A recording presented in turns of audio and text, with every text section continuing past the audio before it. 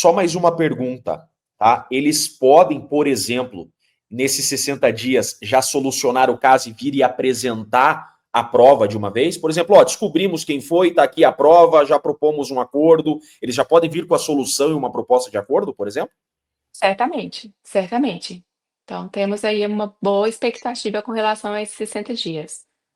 Legal. A minha dúvida, doutora Ana Bárbara, é agora um pouco mais à frente. Vamos para frente no processo. Foi descoberto quem foi o autor da falsificação desse registro.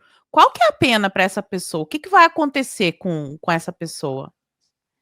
Primeira coisa, a gente tem que confirmar que houve fraude, né? Então, sim, havendo isso, até 25 anos de cadeia nos Estados Unidos.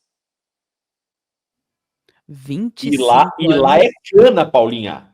Lá é Pois xadrez. não tem visita íntima. Eu sou advogado criminal. Né? Uhum. Eu sempre falo para as pessoas acham que as penas nos Estados Unidos são muito altas. Não, as penas lá não são tão altas. A questão é que lá você cumpre a pena, né, doutorando? Aqui no Brasil não é pena de ninguém. Então, se o cara toma 25 aqui, ele fica 3 preso. Nos Estados Unidos não, tomou 25, meu amigo, é 25 fechado.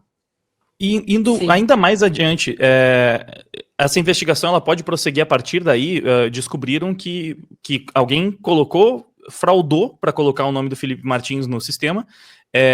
Então descobrir a motivação, quem mandou fazer essa operação, até onde a gente pode chegar nessa investigação. Qual seria o ponto final, talvez? Segundo o governo dos Estados Unidos, na audiência, eles mencionaram a possibilidade de retornar tanto com a produção documental como também como declarações. Se houverem declarações a serem apresentadas, nós da defesa no caso agora figurando no polo ativo, nós temos direito de examinar essas testemunhas. Então, sim, nesse caso, nós poderemos extrair isso. Se não, se o processo for concluído com a produção documental e apenas com o nome do agente, será aberto então um novo processo, dessa vez trazendo esse agente como polo ativo também, para que sim, que seja investigada a motivação. E não só a motivação, mas todos os arredores desse caso, que de fato nós não podemos descartar que há um certo conluio com relação às autoridades brasileiras com as autoridades americanas. Infelizmente, nós já tentamos ver esse caso por vários vieses, como um erro pura e simplesmente, mas nesse primeiro momento a gente não consegue de forma alguma descartar uma fraude. Então, pelo que eu entendi é o seguinte, se houve uma fraude, o que tudo leva a crer que houve, porque até o nome dele foi escrito de uma maneira errada, né? O documento também tá errado, o documento, tudo, com um passaporte que havia sido registrado, porque ele tinha sido extraviado, né? Então, tudo leva a crer que houve uma fraude, que algum funcionário ali do controle de imigração falsificou esse registro, provavelmente a mando de alguém. E este outro alguém pode, inclusive, não estar morando nos Estados Unidos e mesmo assim ser processado na justiça norte-americana e ser punido por lá. É isso mesmo, doutora? Pode sim, sim, com certeza, porque para que a justiça americana ela tenha jurisdição sobre uma pessoa, ela tem tanto a questão da jurisdição sobre a matéria, e sim, haveria então aqui uma lei federal sendo quebrada, como também a jurisdição americana, eles podem sim chegar a pessoas que infringem então as leis norte-americanas. Vocês têm mais alguma pergunta para a doutora? Assim, eu vou ser bem menos técnico, eu estou aqui ao lado de 2 advogados, mas vou representar o povão aqui, porque se fosse no Brasil, eu até poderia imaginar, assim, a política brasileira, o judiciário brasileiro querendo meter o louco para falar que não, mais um lobo solitário, que nem no caso do Adélio. Agora, Estados Unidos a gente pelo menos imagina que é um pouco mais sério, porque o que levaria um agente do governo americano tô sem nada para fazer aqui, eu vou uma sacanagem, vou fraudar um registro de entrada de um brasileiro aí para fingir que ele voou para cá. Não tem como você realmente imaginar que foi uma ação isolada, que um cara lá de dentro decidiu aleatoriamente fazer justamente fraudar um registro de entrada que seria utilizado como prova num julgamento que está acontecendo aqui no Brasil. Então, pelo amor de Deus, né? Seria uma loucura, uma insanidade imaginar que tudo isso aconteceu por uma ação isolada de um cara que não tem todo um conluio. Como a doutora falou, né? É difícil você observar esse acontecimento por várias perspectivas e não chegar na conclusão de que o mais provável é que isso foi feito num trabalho em conjunto com o Estado brasileiro, que utilizou esse registro de entrada para avançar nas investigações. Exatamente. Nós já revisitamos esse caso por várias perspectivas. E só para trazer novamente aqui os fatos, mas houveram por duas vezes a seguinte sequência de eventos.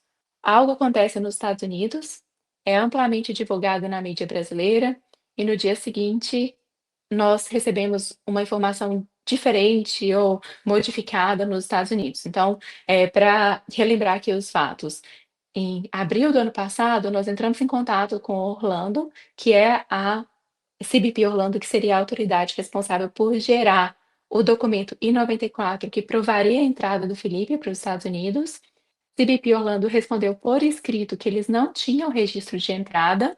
Isso foi amplamente divulgado na mídia nacional no Brasil.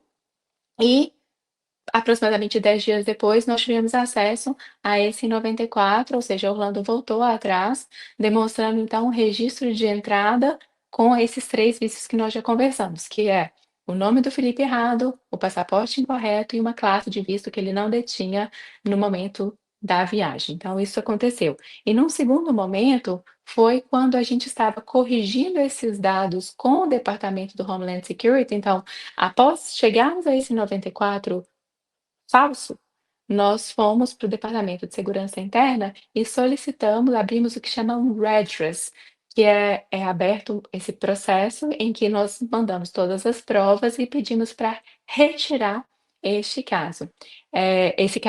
Esse documento, o I-94. E ele foi retirado no dia 5 de junho do ano passado. Desta vez, o que nós fizemos? Nós demoramos alguns dias, e quando eu falo nós, a defesa do Felipe Martins no Brasil demorou alguns dias para poder adicionar isso ao processo do Felipe no Brasil. Por quê? Porque foi feita uma ata notarial nesse meio tempo. Ou seja, esse documento ele só foi adicionado no processo no dia 11 de junho. Esse fato foi amplamente divulgado na mídia, ou seja, quase uma semana depois que o processo havia sido formalmente encerrado nos Estados Unidos, que já tinha, então, retirado esse I-94 falso, nós já tínhamos conseguido, então produzir o novo I-94 por Nova York, que provava que, de fato, a última entrada do Felipe foi em setembro de 2022, conforme a agenda dele oficial, que foi um evento nas Nações Unidas, que ele esteve com o presidente Bolsonaro, e não em dezembro de 2022, como havia sido alegado, que essa entrada falsa.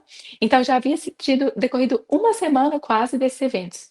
Isso foi amplamente divulgado na mídia, nessa uma semana depois, e no dia seguinte, antes das 9 horas da manhã, eu recebi um e-mail do Departamento de Segurança Interna dos Estados Unidos solicitando mais evidências de que o Felipe não veio para os Estados Unidos, bem como evidências que ele estava no voo doméstico no Brasil.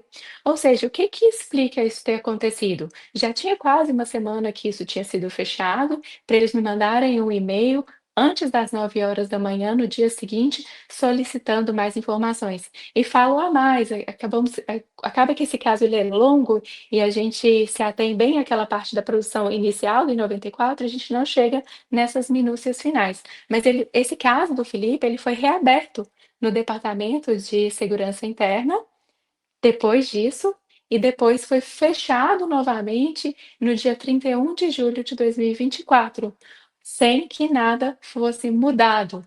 Então, o que justifica isso? Um caso que já tinha sido fechado, depois que ele chegou na mídia do Brasil e foi novamente publicado, ele é reaberto dentro dos Estados Unidos e depois fechado novamente no dia 31 de julho.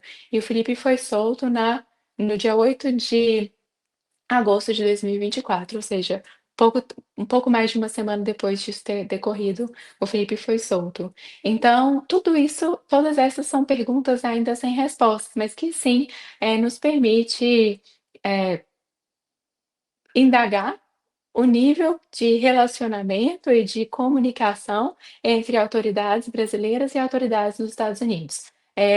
Não podemos afirmar nada, mas concordam comigo que esses eventos todos são, no mínimo, curiosos, trazem um certo questionamento com relação a essas comunicações. Não é possível afirmar que dentro dos Estados Unidos, a gente não sabe qual que seria o elemento subjetivo desse agente. Pode ser que ele recebeu uma ligação de alguém no Brasil e que confiou naquela determinada autoridade, se foi o caso, ou não. Não, tudo isso ainda está muito incerto e é o que nós estamos buscando.